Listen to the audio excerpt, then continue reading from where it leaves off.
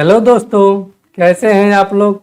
दोस्तों मैं उम्मीद करता हूं कि आप लोग अच्छे होंगे और आपकी तैयारी भी अच्छी चल रही होगी। तो दोस्तों आज की इस वीडियो क्लास में हम लोग कवर करेंगे प्लेटफॉर्म का NTPC CBT 2 का जो सेट है वो सेट नंबर 12 की इस वीडियो क्लास में हम लोग कवर करेंगे। तो चलिए दोस्तों आज की इस वीडियो क्लास को हम लोग स्टार्ट करते हैं बिना कुछ देरी किए। तो आज का हमारा पहला प्रश्न है, यदि कॉट x बराबर में 5/12 है तो sine x plus cos x का मान क्या होगा। यहां से दिया है कॉट x बराबर में 5/12। तो दोस्तों हम लोग जानते हैं कि कॉट का मान जो होता है वो होता है आधार बटा में लंब होता है। यहाँ से कौन निकाल लेंगे कि कौन हो जाएगा 5 12 13, ये 13 आया समकोण त्रिभुज के ट्रिपलेट से। यहाँ से मान ज्ञात करना है साइन x प्लस का कॉस x। तो दोस्तों हम लोग जानते हैं कि साइन x बराबर में होता है लंब बट्टा में कर्ण, यानी कि लंब बट्टा में कर्ण, और प्लस का कॉस x यानी कि आधार बट्टा में कर्ण। यहाँ से लंब कितना है, लंब है 12 और कर्ण है 13, और प्लस का हो जाएगा आधार यानी कि 5/13। तो दोस्तों 13 एलसीएम हो जाएगा। यहाँ से हो जाएगा हमारा 12 और प्लस का 5, यानी कि sine x plus cos x का मान आ गया 12 5 17/13। इसलिए ऑप्शन डी को हम लोग टिक करेंगे। ठीक है दोस्तों, अगले प्रश्न की ओर बढ़ने से पहले दोस्तों अगर आप इस चैनल पर नए हैं तो दोस्तों प्लीज़ इस चैनल को सब्सक्राइब करें और हमें सपोर्ट करें, और इस चैनल के बारे में अपने दोस्तों में भी शेयर करें। तो चलिए दोस्तों अगले प्रश्न की ओर बढ़ते हैं। अगला प्रश्न है, निम्न तालिका का अध्ययन करें और सवालों के जवाब दें। नीचे की टेबल इसके आंकड़े देता है। विभिन्न वर्षों से विभिन्न राज्यों से एक प्रतियोगी परीक्षा में आवेदन किए हुए उम्मीदवारों की संख्या और उसमें से उत्तीर्ण हुए उम्मीदवारों की संख्या निम्न है। देखते हैं कि तालिका में पहला प्रश्न कौन सा है। पहला प्रश्न है तालिका में, साल 2000 में सभी राज्यों से उम्मीदवारों के आवेदन की कुल संख्या और 2001 साल में सभी राज्यों से उम्मीदवारों के आवेदन की कुल संख्या के लगभग कितना प्रतिशत है। तो दोस्तों देख लेते हैं 2000 में सभी राज्यों से उम्मीदवारों के आवेदन की कुल संख्या कितना है। इनके 2000 में उम्मीदवारों के आवेदनों की कुल संख्या, उम्मीदवारों की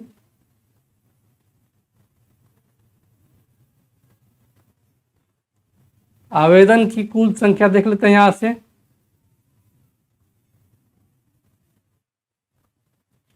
यह हो जाएगा 2000 में कितना है एप्लीकेशन, ये आया है सभी राज्यों में अप्लाई हुआ है 6800, 9200, 8750, 9700 और 7600, यानी कि प्लस का हो जाएगा 6800 प्लस का 9200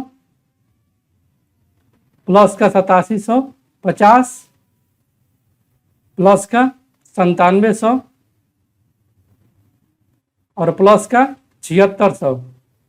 इन सभी का योग हो जाएगा 0 0 0 0 0 0 0 5, यानी कि हो जाएगा 50। और ये तीसरा अंक जोड़ते हैं कि 6 और 7 13, 13 और 7 20, 20 और 2 22 और 8 30, 30 के 0 हासिल 3, 7 3 10, 10 और 9 19, 19 और 8 27, 27 9 36, 36 और 6 42, यानी कि 2000 में सभी राज्यों से उम्मीदवारों के आवेदन की कुल संख्या आ गया 42,050। अब देखते हैं 2001 में। 2001 में उम्मीदवारों से आवेदन की कुल संख्या हो जाएगा, ये एप्लीकेशन कितना हुआ है, ये 9500, 8800, 9750, 8950 और 7990, यानी कि 9500 प्लस का हो जाएगा 8800 प्लस का हो जाएगा 9750 प्लस 8950 और प्लस का 7980। इसका टोटल जो हो जाएगा इकाइयों को जब हम जोड़ेंगे तो ये हो जाएगा 0 0 0 फिर दहाई अंकों, यानी कि 9, 5 14, 14 5 19, 19 के 9 हासिल 1, 9 और 1 10, 9 19, 19 और 7 26, 26 और 8 34, 34 और 5 39, 39 के 9 हासिल 3, ये 7 3 10 और 8 18, 18 9 27, 27 8 35, 35 और 9 44, किसका आ जाएगा 44,990। तो बोला है कि 2000 में सभी राज्यों से उम्मीदवारों के आवेदन की कुल संख्या जो है वह 2001 साल में सभी राज्यों से उम्मीदवारों की कुल संख्या के लगभग कितना प्रतिशत है, यानी कि यहाँ से हो जाएगा प्रतिशत बराबर में 2000 में कुल उम्मीदवारों की संख्या यानी कि 42,050 और बट्टे में हो जाएगा 44,990, 44,990 और गुने में हो जाएगा 100। ये दोस्तों कट छट कर आ जाएगा हमारा 93.4 लगभग में, इसलिए ऑप्शन सी को हम लोग टिक करेंगे। ठीक है दोस्तों, अगले प्रश्न की ओर बढ़ते हैं। अगला प्रश्न है, दिए गए वर्षों के दौरान राज्य एम से उपस्थित उम्मीदवारों की औसत संख्या कितनी है। तो यहाँ से देख लेते हैं कि एम में उपस्थित उम्मीदवारों की संख्या कितनी है, यानी कि यहाँ से हो जाएगा एम में उपस्थित उम्मीदवारों का औसत टोटल संख्या का योग और बट्टे में होता है नंबर ऑफ संख्या। तो एम में कितना उपस्थित हुए हैं, पहला है 5200 प्लस का हो जाएगा, ये दूसरा में है 1998 में 8500, तीसरा में हो जाएगा 1999 में 7400 और प्लस का हो जाएगा ये 2000 में 6800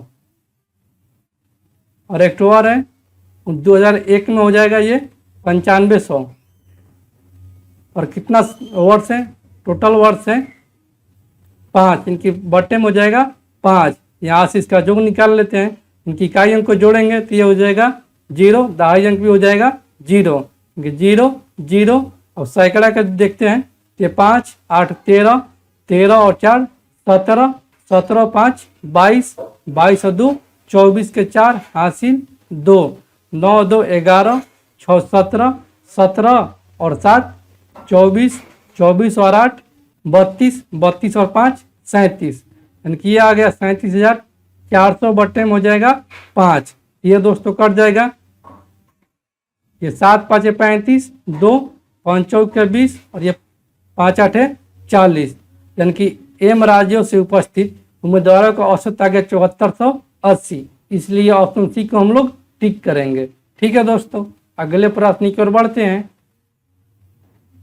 अगला प्रश्न है, निम्नलिखित किस वर्षों में आर्य राज्य के उपस्थित उम्मीदवारों की संख्या में से योग्य उम्मीदवारों की अधिकतम प्रतिशत है। तो दोस्तों यहाँ से देख लेते हैं 1997 में कितना है, 1997 में इसका प्रतिशत है आर्य राज्यों का, इनकी क्वालिफाई हुआ है 870 और कुल एप्लीकेशन हुआ है 7800, यानी कि ये हो जाएगा 870 और बट्टे में हो जाएगा 7800 और गुने में हो जाएगा 100। ये दोस्तों कट छट कर आ जाएगा हमारा 11.15%। वहीं देखते हैं 1998 में, 1998 में प्रतिशत हो जाएगा, यानी कि कितना क्वालिफाई हुआ है 1998 में, यह हुआ है 940 और टोटल फार्म कितना फिलअप हुआ है वो है 7600 और गुने में हो जाएगा 100। ये दोस्तों कट कर हमारा आ जाएगा 12.36%। अब देखते हैं 1999 में, यानी कि 1999 में प्रतिशत हो जाएगा कितना है 1999 में 1350 क्वालिफाई हुआ है, 1350 क्वालिफाई हुआ है और टोटल फिलअप हुआ है फार्म 9800, गुने में हो जाएगा 100। ये दोस्तों कट छट कर आ जाएगा हमारा 13.75। वही देखते हैं 2000 में, 2000 में इसका प्रतिशत हो जाएगा कितना क्वालिफाई हुआ है 945, यानी कि 945 और बट्टे में हो जाएगा टोटल फिलअप फार्म कितना हुआ है 7600, इनके 7600 और गुने में हो जाएगा 100। ये दोस्तों कट कर आ जाएगा हमारा 12.43%। वहीं 2001 में देखते हैं कि 2001 में हो जाएगा इसका प्रतिशत कितना क्वालिफाई हुआ है, 885 को, यानी कि 885 और बट्टे में हो जाएगा टोटल फिलअप फार्म कितना हुआ है 7990 और गुने में हो जाएगा 100। यहाँ से ये कट छट करा जाएगा हमारा दोस्तों 11.07%। यहाँ से देख लेते हैं कि कितना किसमें सबसे ज़्यादा प्रतिशत है। तो सबसे ज़्यादा प्रतिशत जो है वो 13.75% है, क्योंकि 1999 में आर्य राज्य के उपस्थित उम्मीदवारों की संख्या जो है वो सबसे अधिकतम प्रतिशत है, इसलिए ऑप्शन डी को हम लोग टिक करेंगे। ठीक है दोस्तों, अगले प्रश्न की ओर बढ़ते हैं। अगला प्रश्न है, एक डाटा का सेट का प्रसरण जो है वो 361 है, तो मानक विचलन ज्ञात कीजिए। तो दोस्तों पिछले ही वीडियो में हम बतलाए थे कि मानक विचलन बराबर में होता है मानक विचलन बराबर में होता है अंडर रूट का प्रसरण। यहाँ से कितना है प्रसरण 361 है, अंडर रूट का हो जाएगा 361। तो 361 का वर्गमूल कितना होता है, यह होता है 19, इसलिए ऑप्शन बी को हम लोग टिक करेंगे। ठीक है दोस्तों, अगले प्रश्न की ओर बढ़ते हैं। अगला प्रश्न है 1,1/2, 1/2, 3/4, 1/4, फिर 2, फिर 1/2, फिर 1/4 और फिर 3/4। तो आंकड़ों का बहुलक क्या है। तो दोस्तों इसको भी हम बतलाए थे कि दिया गया संख्या में जिसका रिपीटेशन अधिक बार होगा वही हमारा बहुलक हो जाएगा, यानी कि किसका रिपीटेशन सबसे ज़्यादा है, तो ये रिपीटेशन ज़्यादा है 1/2 का, इसलिए बहुलक बराबर हमारा हो जाएगा 1/2, इसलिए ऑप्शन बी को हम लोग टिक करेंगे। ठीक है दोस्तों, अगले प्रश्न की ओर बढ़ते हैं। अगला प्रश्न है, हल कीजिए 5x - 4/3 और बराबर में है 7x - 5/2। यहाँ से दिया है 5x - 4/3 और बराबर में 7x - 5/2। इसको तिरछा तिरछी गुना कर देंगे, इनकी हो जाएगा 5 दूनी 10x - 8 बराबर में हो जाएगा 3 सत्ते 21x और माइनस का हो जाएगा 3 पाँचे 15। तो x को एक तरफ लेकर जाएंगे और संख्या को एक तरफ, यहाँ से हम लिख सकते हैं -8 और माइनस का 15 इधर आएगा तो हो जाएगा प्लस का 15 बराबर में हो जाएगा 21x और माइनस का 10x। यहाँ से हो जाएगा प्लस का 15 और माइनस का 8 इनके प्लस का 7 बराबर में हो जाएगा, यहाँ से 21 में से 10 जाएगा यानी कि 11x। यहाँ से x का मान हमारा आ गया 7/11, इसलिए ऑप्शन बी को हम लोग टिक करेंगे। ठीक है दोस्तों, अगले प्रश्न की ओर बढ़ते हैं। अगला प्रश्न है, एक बहुभुज में प्रत्येक बाह्य कोण जो है वो 120 डिग्री का है, तो भुजाओं की संख्या क्या होगा। तो दोस्तों यहाँ से हम लोग जानते हैं कि बहुभुज के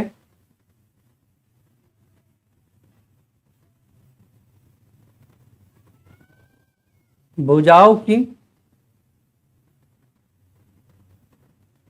संख्या बराबर में होता है 360 बटा में प्रत्येक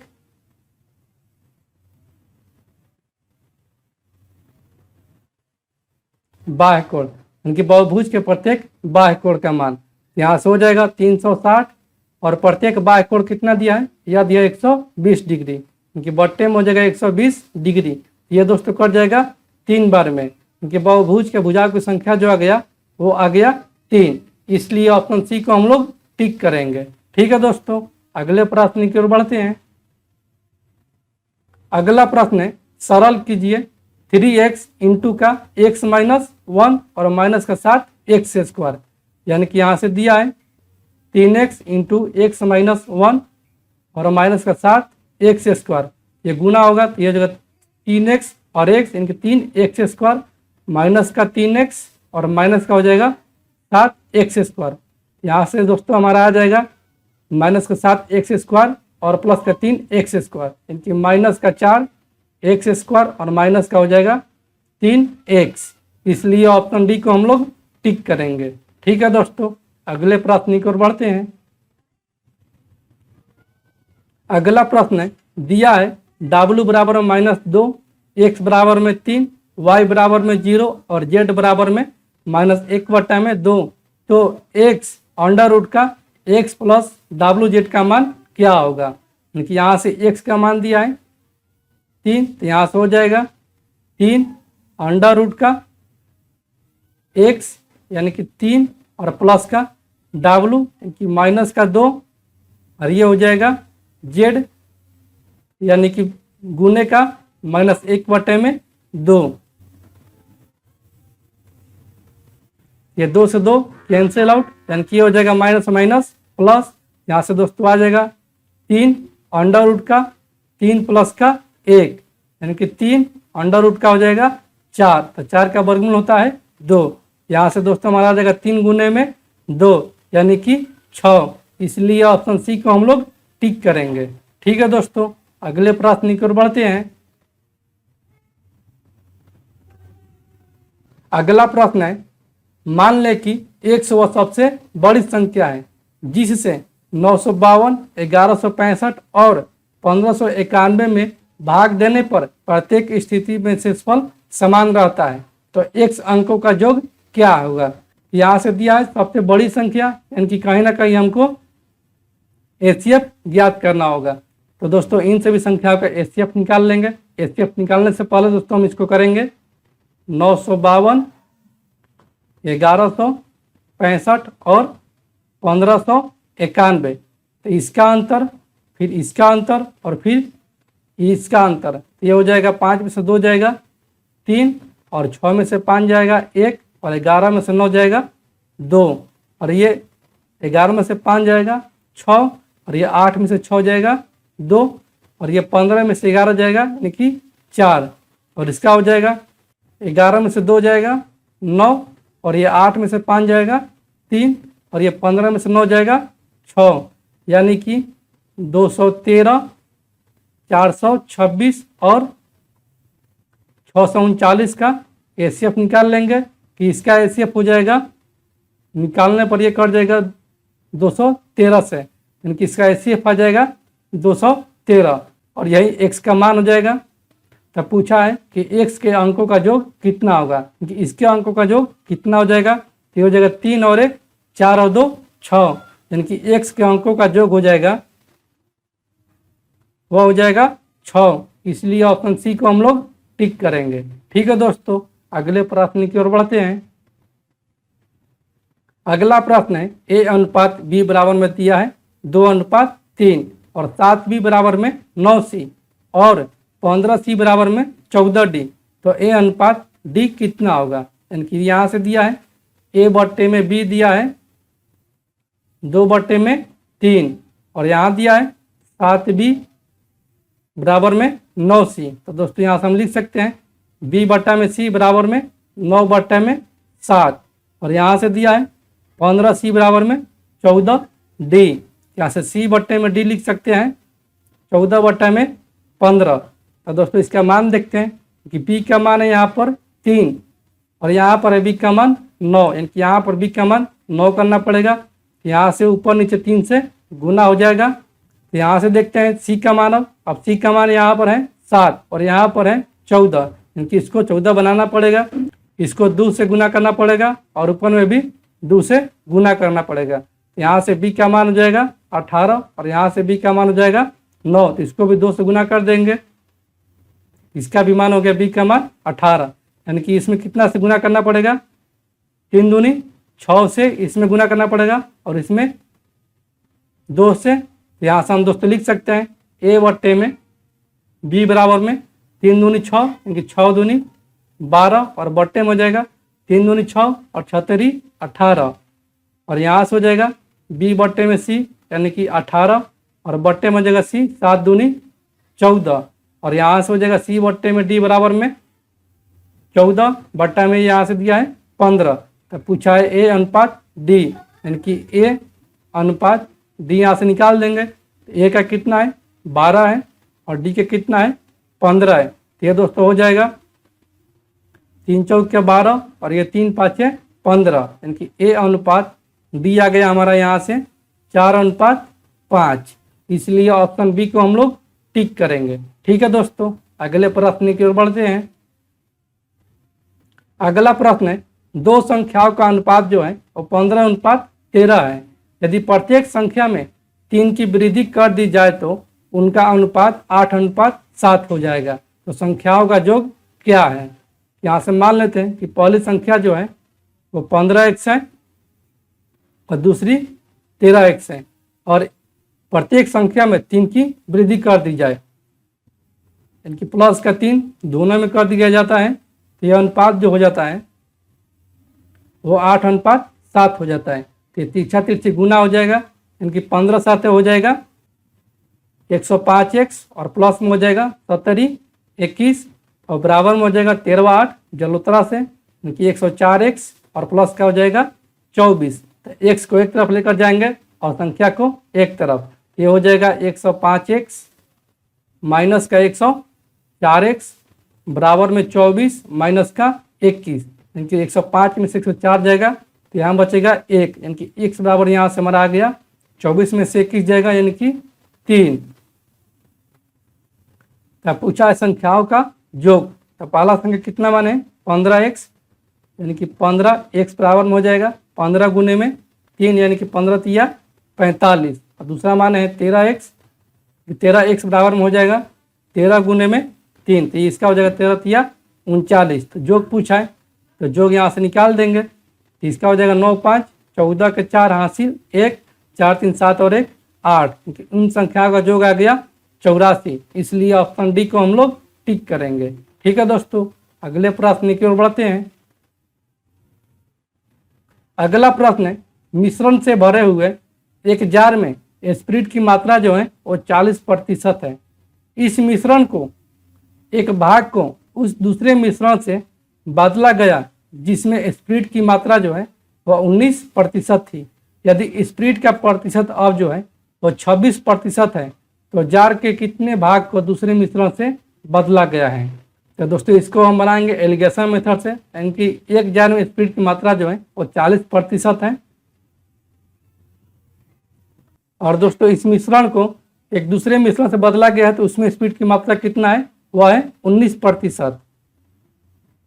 और अब कितना स्पिरिट की मात्रा हो जा रहा है? अब हो जा रहा है 26%। यहाँ पर ये 26% हो जाएगा। इसको दोस्तों बना देंगे एलिगेशन मेथड से, यानी कि हो जाएगा 40 में से 26 जाएगा, ये हो जाएगा 14, और ये 26 में से 19 जाएगा, यानी कि ये हो जाएगा 7। ये अनुपात में हो जाएगा, यानी कि यहाँ से हमारा अनुपात आ गया 1:2। तो बोल रहा है कि जार के कितने भाग को दूसरे मिश्रण से बदला गया था? तो जार का भाग आ जाएगा यहाँ से कितना है 2, और टोटल मिश्रण कितना है? यह है 2 और 1 3, 2/3 भाग को बदला गया था, इसलिए ऑप्शन बी को हम लोग टिक करेंगे। ठीक है दोस्तों, अगले प्रश्न की ओर बढ़ते हैं। अगला प्रश्न है, किसी समलंब चतुर्भुज ABCD में AB समानांतर है CD के, और AB जो है वो CD से छोटा है, जबकि CD बराबर में 6 सेंटीमीटर और समांतर भुजाओं के बीच की दूरी जो है वो 4 सेंटीमीटर है। यदि ABCD का क्षेत्रफल जो है वो 16 सेंटीमीटर स्क्वायर है तो AB का मान क्या होगा? तो दोस्तों यहाँ से मान लेते हैं कि ये हमारा ABCD एक समलंब चतुर्भुज है।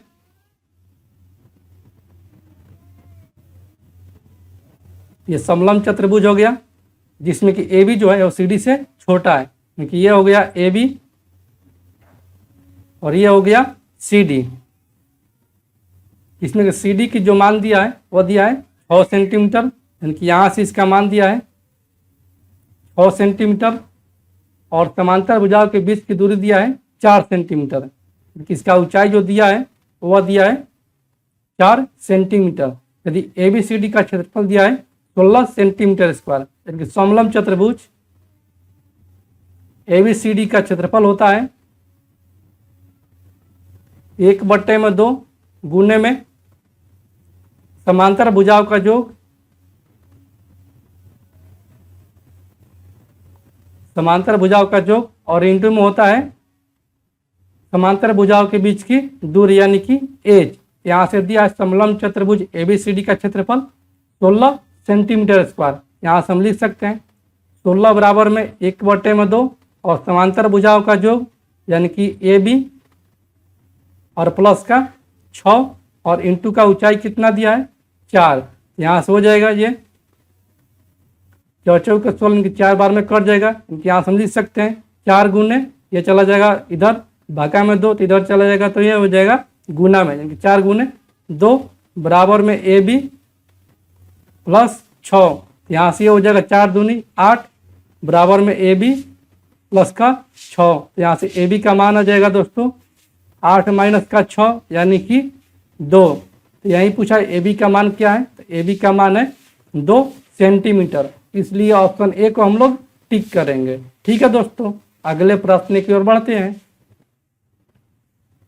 अगला प्रश्न है यदि 20,000 रुपये की राशि का कुछ हिस्सा 8% प्रति वर्ष और शेष हिस्सा जो है वो 10% प्रति वर्ष की दर से देना है और यदि ब्याज का औसत सालाना जो है वो 9.4% है तो 10% की दर से उधार परिदाय यानी कि दी जाने वाली राशि कितना है। तो पहला कितना है, पहले हिस्से को बेच रहा है 8% पर और दूसरे को बेच रहा है 10% पर और औसत ब्याज उसका आ रहा है 9.4%।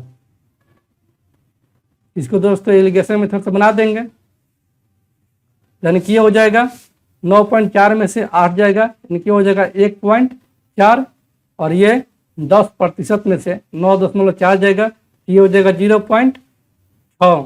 ये दोस्तों पॉइंट से पॉइंट कैंसिल हो गया यानी कि ये हो जाएगा 3 दूनी 6 और ये 7 दूनी 14 क्योंकि ये आ गया अनुपात यहाँ से हमारा 3:7 और इसी अनुपात को बटना है 20,000 रुपये में यानी कि यहाँ से दिया है अनुपात में योग है 10 और राशि में इसका है 20,000। 10 का मान दिया है 20,000 यहाँ से 1 का मान हो जाएगा 2,000। तब पूछा है 10% की दर से उधार कितना राशि दिया गया है। 10% वाला अनुपात कितना है, यह है 7 इनकी 7 बराबर में हो जाएगा 2,000 गुने में 7 इनके 10% पर दी जाने वाली राशि उधार जो है वह है 14,000 रुपया।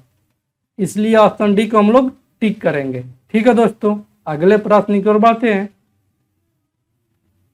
अगला प्रश्न है एक व्यापारी अपनी वस्तुओं का अंकित मूल्य जो है उनके लागत मूल्य से यानी कि क्रय मूल्य से 20% अधिक रखता है लेकिन वह ग्राहक को 5% की छूट देता है। यदि वह आगे नगद भुगतान पर और 5% की छूट देता है तो इस स्थिति में उसका लाभ प्रतिशत कितना होगा।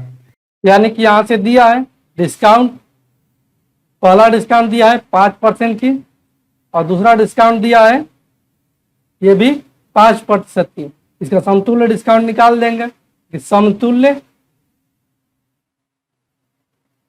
डिस्काउंट हो जाएगा इन दोनों का योग इनकी 5 और प्लस 5 और माइनस का इन दोनों का गुणनफल बट्टे में 100 इनकी 5 गुने 5 बट्टे में 100 ये हो जाएगा 5 5 10 और माइनस का 25 बट्टे में 100 ये हो जाएगा दोस्तों 10 माइनस का 0.25। यहाँ से इसका आ जाएगा समतुल्य बटा 9.75%। और दोस्तों यहाँ से दिया है कि अंकित मूल्य जो है वो लागत मूल्य से 20% अधिक है।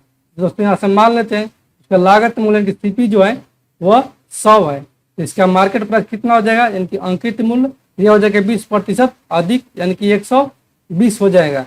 कि कितना परसेंट का छूट दे रहा है, वो दे रहा है 9.7% का। यहाँ से निकाले हैं समतुल्य डिस्काउंट यानी कि 120 का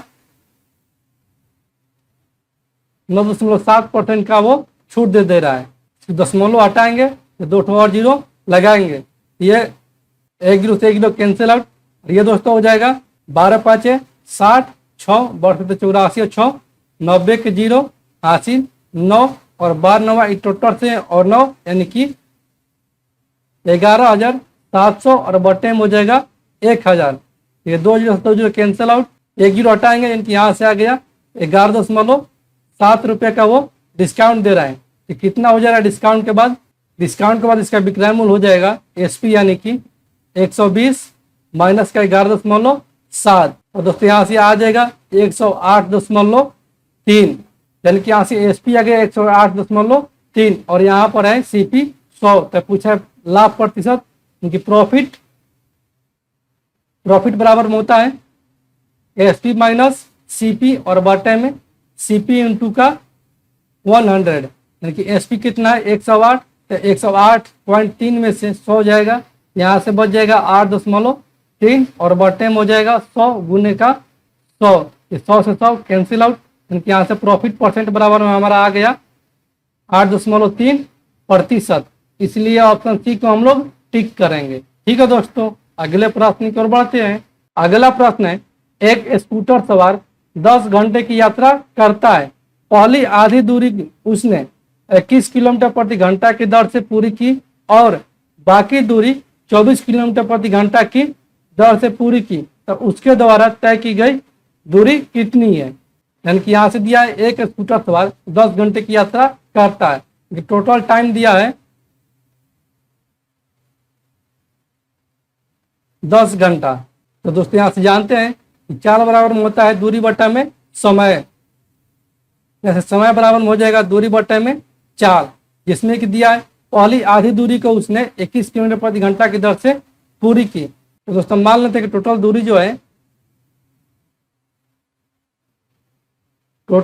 है वह है डी, जिसमें कि पहली आधी दूरी यानी डी बटा में 2, यानी कि आधी दूरी को वो तय कर रहा है 21 किलोमीटर प्रति घंटा की दर से, यानी बट्टे में 21 और प्लस का हो जाएगा दूसरी की चाल, इनकी बाकी दूरी को यानी यहीं आधी दूरी को वह तय कर रहा है 24 किलोमीटर प्रति घंटा की दर से, और इसी को तय करने में लग रहा है उसको टोटल 10 घंटा। यहाँ से हो जाएगा डी बट्टा में 21 दूनी 42 हो जाएगा, क्योंकि ये ऊपर चला जाएगा, और प्लस का हो जाएगा ये डी बट्टा में 24 दूनी 48 बराबर में 10।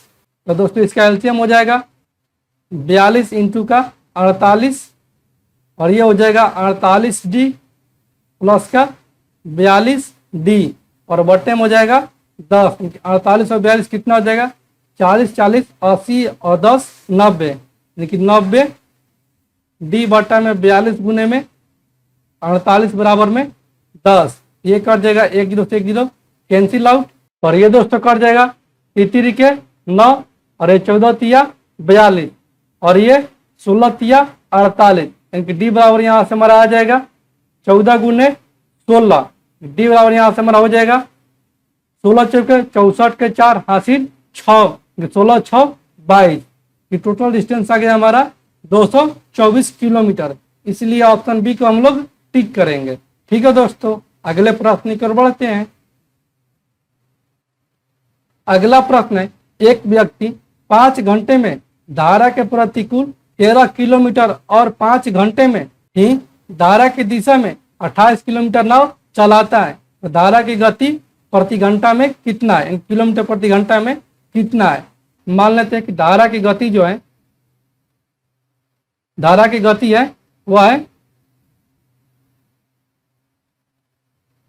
y और नाव की गति जो है वह है x। तो बोला धारा के प्रतिकूल, धारा के प्रतिकूल हो जाएगा नाव की चाल माइनस का धारा की चाल, यानी कि x माइनस y चाल बराबर में होता है दूरी बटा में समय, क्योंकि दूरी कितना तय करा है 13 किलोमीटर, कितना समय में 5 घंटे में, और दूसरे में हो जाएगा कि 5 घंटे में ही धारा की दिशा में यानी कि x प्लस y बराबर में हो जाएगा 28 किलोमीटर तय कर रहा है 5 घंटे में।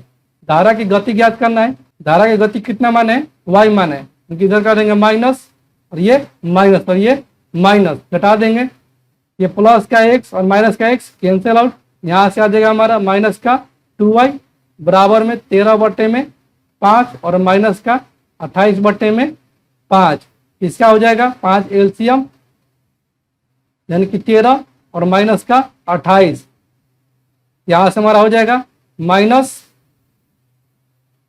2y बराबर में 28 में से 13 जाएगा, यानी कि ये हो जाएगा माइनस का 15 बटे में 5, ये माइनस का माइनस कैंसिल आउट और ये 5 CI 15, यानी कि y का मान यहाँ से हमारा आ जाएगा 3 बटे में 2, यानी कि यहाँ से हम लिख सकते हैं y बराबर में 1 सहित 1 बटे में 2, इसलिए ऑप्शन बी को हम लोग टिक करेंगे। ठीक है दोस्तों, अगले प्रश्न की ओर बढ़ते हैं। अगला प्रश्न है, ए किसी काम को 40 दिनों में करता है, वह उसे 5 दिन करता है, फिर बी उस काम को 21 दिनों में पूरा कर देता है। यदि ए और बी साथ मिलकर करते हैं तो वे उस काम को कितने दिन में पूरा कर सकते हैं। यानी कि ए जो काम कर रहा है वह 40 दिनों में कर सकता है, लेकिन वो काम कितना करता है, 5 दिन, क्योंकि 40 में 5 दिन वो काम कर दिया, क्योंकि वो काम कर दिया 1/8 काम। अब कितना शेष बच गया है काम, अब बच गया है शेष काम 1/में, इनकी 1 माइनस 1/8 है। यहाँ से हो जाएगा 7/8 काम बच जाएगा। 7/8 काम जो बच गया है शेष, उसको कर रहा है बी, यानी कि यही 7/8 काम को बी कर रहा है 21 दिनों में, यानी कि एक भाग को पूरा करेगा वो 17, 21 और 3 के 24 दिन में। यानी कि यहां से आ गया हमारा बी का दिन, वो आ गया 24 दिन। ठीक है, यहां से ए बराबर में आ गया 40 और बी बराबर में आ गया 24।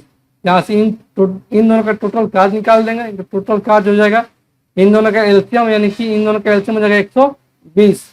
ए की क्षमता आ जाएगा 3 और बी की क्षमता आ जाएगा 5। तो बोल रहा है कि यदि ए और बी साथ मिलकर करते हैं, यानी कि दोनों साथ मिलकर काम कर रहे हैं, तो एक दिन में कर रहे हैं 5 3 8 यूनिट। काम कितना करना है, 120 यूनिट। तो एक बराबर में हो जाएगा 120/8। ये दोस्तों कर जाएगा 15 बार में, क्योंकि वो दोनों मिलकर इस काम का पूरा कर दे रहे हैं 15 दिन में, इसलिए ऑप्शन सी को हम लोग टिक करेंगे। ठीक है दोस्तों, अगले प्रश्न की ओर बढ़ते हैं। अगला प्रश्न है, कुछ निश्चित लोग एक काम को 40 दिन में कर सकते हैं, लेकिन उनमें 8 और लोगों को भी शामिल कर लिया जाए तो उस काम को निर्धारित समय से 10 दिन पहले पूरा किया जा सकता है। तो बताए कि शुरुआत में कितने लोग थे। तो दोस्तों मान लेते हैं कि शुरुआत में जो लोग थे वह थे 1 से, और यही 1 लोग जो काम कर रहे हैं वो 40 दिन में कर रहे हैं। और आगे बोल रहा है कि उनमें 8 और लोगों को भी शामिल कर दिया जाता है, कि 1 तो पहले से थे ही और इसमें और 8 शामिल कर दिया जाता है। तो इस काम को करने में निर्धारित समय से 10 दिन पहले पूरा किया जा सकता है। कितना है, 40 दिन निर्धारित समय है, तो निर्धारित समय से 10 दिन पहले ही पूरा हो जाता है जब 8 लोग शामिल होते हैं। यानी कि ये हो जा रहा है 30 दिन में। ये दोस्तों 1 0 से 1 0 कैंसिल आउट, यानी कि यहाँ से हो जाएगा 4x बराबर में, यहाँ से हो जाएगा 3x प्लस का 24। तो x इधर जाएगा, ये हो जाएगा 4x माइनस का 3x बराबर में 24। जैसे x का मान आ गया 24, क्योंकि शुरुआत में जो लोग थे वो थे 24 लोग, इसलिए ऑप्शन बी को हम लोग टिक करेंगे। ठीक है दोस्तों, अगले प्रश्न पर बढ़ते हैं। अगला प्रश्न है, 5 साल पहले ए और बी की औसत उम्र जो है वो 18 वर्ष थी। वर्तमान में ए बी सी और डी की औसत उम्र जो है वह 24 वर्ष है। तो आज से 8 वर्ष बाद डी और सी की औसत उम्र क्या होगी। यानी कि 5 साल पहले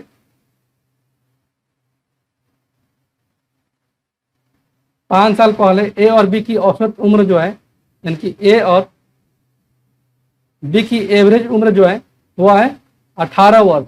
इसका योग कितना हो जाएगा, इसका योग हो जाएगा 18 गुने में 2, यानी कि 36 वर्ष। ये 5 वर्ष पहले का है, तो वर्तमान का निकाल देते हैं। यानी कि वर्तमान में ए और बी का योग आ जाएगा, उम्रों का योग हो जाएगा 36 और प्लस का 10, क्योंकि यह हो जाएगा 46। अब आगे बोल रहा है कि वर्तमान में ही ए बी सी और डी की औसत उम्र जो है वह 24 वर्ष है। यानी कि वर्तमान में ए बी सी और डी की एवरेज जो है वह है 24 वर्ष। इसका योग कितना हो जाएगा, इसका योग हो जाएगा 24 गुने में 4, यानी कि 24 चौके 96 योग है। जिसमें कि ये चारों का योग आ गया 96 और ए बी का कितना है, ए बी का वर्तमान आयु का योग है 46 वर्ष। यानी कि यहाँ से हमारा हो जाएगा a plus b plus c plus d का योग है 96, जिसमें कि ए बी का है 46, 46 प्लस सी प्लस डी बराबर में 96। तो सी और डी की वर्तमान आयु का योग हो जाएगा 96 माइनस 46 यानी कि 50 वर्ष। तब बोला है आज से 8 वर्ष बाद डी और सी का औसत उम्र क्या होगा। यहाँ से 8 वर्ष बाद निकाल लेंगे। 8 वर्ष बाद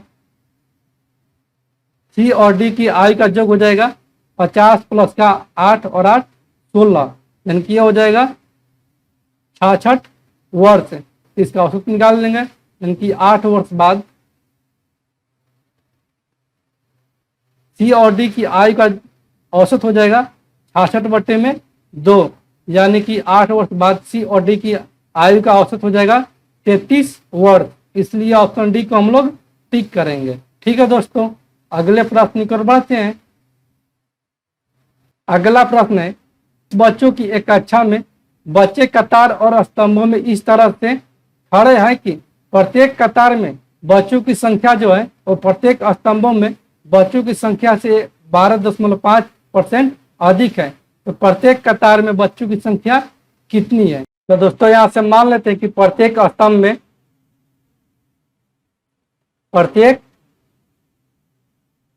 स्तंभ में बच्चों की संख्या जो है वह है x है।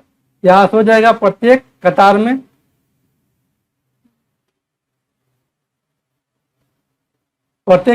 बच्चों की संख्या जो हो जाएगा वह x का 112.5% हो जाएगा, क्योंकि अधिक है। तो यहाँ पर हो जाएगा x गुने 112.5%।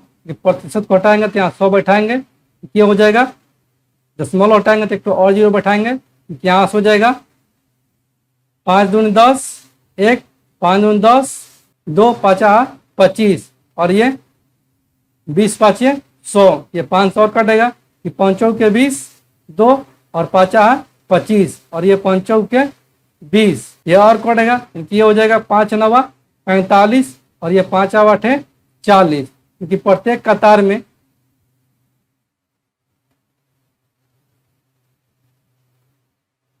बच्चों की संख्या आ गया 9x/8 है। तो दोस्तों यहाँ से दिया है 72 बच्चों की एक कक्षा में बच्चे कतार और स्तंभों में इस तरह से खड़े हैं कि प्रत्येक कतार में बच्चों की संख्या जो है तो प्रत्येक स्तंभ में बच्चों की संख्या से इतना अधिक है। यानी कि यहाँ से हम लिख सकते हैं x गुने में 9x/8 है, बराबर में है टोटल मान 72। ये हो जाएगा 9 8 72, यानी x स्क्वायर बराबर में हो जाएगा 8 गुने में 8, यानी कि x का मान यहाँ से हमारा आ जाएगा अंडर रूट का 64, यानी x का मान यहाँ से हम लिख सकते हैं दोस्तों प्लस माइनस का 8 है। तो दोस्तों यहाँ से निकाल लेते हैं प्रत्येक कतार में बच्चों की संख्या कितना गया है, यह गया 9x/8 है। यही पूछा है प्रत्येक कतार में बच्चों की संख्या, यहाँ से हो जाएगा प्रत्येक कतार में बच्चों की संख्या हो जाएगा 9x/8। यहाँ से 9 गुने x का मान कितना निकाले हैं प्लस माइनस 8, क्योंकि प्लस का 8 हो जाएगा, माइनस का 8 यहाँ पर नहीं होगा और बटे में हो जाएगा 8, यानी कि 8 से 8 ये कैंसिल आउट, क्योंकि प्रत्येक कतार में बच्चों की संख्या आ गया वो आ गया 9। इसलिए ऑप्शन ए को हम लोग टिक करेंगे। ठीक है दोस्तों, अगले प्रश्न की ओर बढ़ते हैं। अगला प्रश्न है 40 मीटर की ऊंचाई वाला एक टावर जमीन से लंबवत खड़ा है। टावर के आधार से 100 मीटर की दूरी पर जमीन पर स्थित एक बिंदु से टावर के शीर्ष का उन्नयन कोण जो है वह 60 डिग्री है। यदि टावर के शीर्ष से बिंदु की दूरी जो है मीटर में वह y है, तो x प्लस वाई का मान क्या होगा। क्योंकि मान लेते हैं कि ये भी हमारा एक टावर है, ए और बी, जिसकी ऊंचाई जो है वह 40 मीटर है और ये टावर जमीन से लंबवत खड़ा है। टावर के आधार से 100 मीटर की दूरी पर, यानी कि यहाँ से हो गया ये 100 मीटर की दूरी पर जमीन पर स्थित एक बिंदु, ये बिंदु हो गया टावर के शीर्ष से उन्नयन कोण 60 डिग्री बनाता है। ये जो बना रहा है ये बना रहा है 60 डिग्री का। यदि टावर के शीर्ष से बिंदु की दूरी जो है वह y है, ये जो है वह y है, तो x प्लस वाई का मान क्या होगा। तो दोस्तों हम लोग पिछले वीडियो में पढ़े थे कि 60 के सामने वाला भुजा जो होता है वह होता है √3 और नीचे वाला 1, ये हो जाएगा √3 और ये हो जाएगा 1। तो दोस्तों ये कितना हो जाएगा, क्योंकि लंब हो गया √3 और आधार हो गया 1, ये हो जाएगा कर्ण, ये हो जाएगा 2, क्योंकि y का मान आ गया 2 और एक x का मान आ गया 1। यहाँ से √3 का मान दिया है कि √3 बराबर में दिया है 40, तो 1 बराबर में हो जाएगा 40 बटा में √3। यहाँ से 2 का मान निकाल देंगे, 2 का मान हो जाएगा 40 √3 इंटू का 2, यानी कि 80 बटा में हो जाएगा √3। इसका मान आ गया 80 बटा में √3 और x का मान आ गया 40 बटा में √3। यहाँ से पूछा है x प्लस वाई का मान, क्योंकि x प्लस वाई का मान यहाँ से हो जाएगा 40 बटा में √3 और प्लस का हो जाएगा 80 बटा में √3। यहाँ से √3 एलसीएम हो जाएगा, यानी कि 40 और 80 120 हो जाएगा। इसको दोस्तों ऊपर नीचे √3 से गुना कर देंगे, ये हो जाएगा 120 √3 और √3 गुना √3 यानी कि 3, ये कट जाएगा 40 बार में, यानी कि x प्लस वाई का मान यहाँ से हमारा आ जाएगा 40 √3। इसलिए ऑप्शन ए को हम लोग टिक करेंगे। ठीक है दोस्तों, तो दोस्तों मैं उम्मीद करता हूं कि आज का ये वीडियो क्लास आपको पूरी तरह से समझ में आ गया होगा। और दोस्तों आपने अभी तक इस चैनल को सब्सक्राइब नहीं किया है तो प्लीज़ दोस्तों इस चैनल को सब्सक्राइब करें और हमें सपोर्ट करें, और इस चैनल के बारे में अपने दोस्तों में भी शेयर करें। तो चलिए दोस्तों आज की इस वीडियो क्लास में यहीं पर हम लोग एंड करते हैं और फिर मिलते हैं इसके अगले पार्ट में। तब तक के लिए धन्यवाद दोस्तों।